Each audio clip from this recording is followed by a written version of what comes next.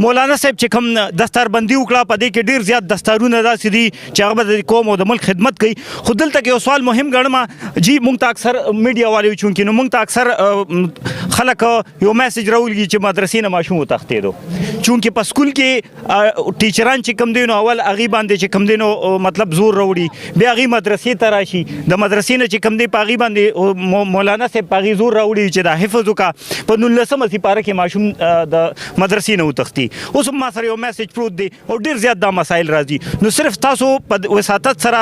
مدرسینو ته سکولونو کالجونو ته دا دغه ورکو چې دې ته یو میسج ورکړي چې ماشومانو باندې ډېر زور نه راوړي اگر چې حفظ نه مقدم څه شی نشته دی خو بیا هم چې ماشوم په 19مه سپاره کې تښتي نو دا ډېره د افسوس مقام دی نو چې دې سره د لږ نرمۍ برتاو شي کني نو بیا مسایل موږ ته جوړیږي. خبره داسې ده تاسو ډېر زیات ډېر نه دا چې ته په زرو کې یو ماشوم داسې وي ښه ډېر بالکل نه دي په زرو کې یو ماشوم به چې ته په نیمه کې وتښتي کني څوک نه دي موږ سره مدرسې شته دي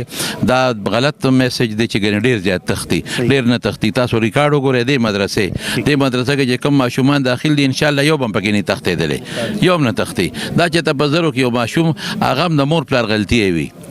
د استادانو غلطي نه دلته کې ښه پیار سره تعلیم ورکول کېږي محبت سره تعلیم ورکول کېږي خو قرآن یادول اسان کار نه دی ګران کار دی. نو چې کوم ماشوم سره مور پلار هلته نیازبینتوب کوي په مدرسه کې خو د نیازبینتوب ماحول نه که نه نو مور پلار له پکار چې خپل بچي سره مینه وکړي محبت وکړي او ډېر زر یې نه بوځي مدرسې ته راولي نو بس په 3 ورځو پسې رامنډی وي د کور د ماحول سره عادت کړي نو غریب دلته ژوند بیا کم دی تېرولی شي چې د مدرسې ته مستقل پرېږدي دلته د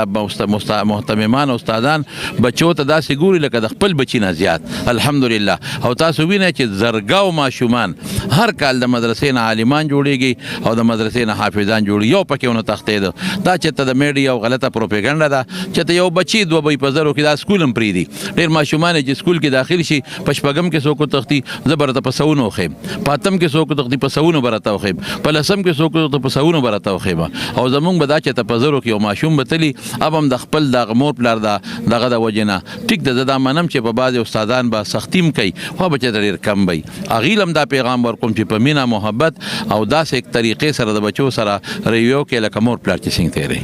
یو جهان مننه.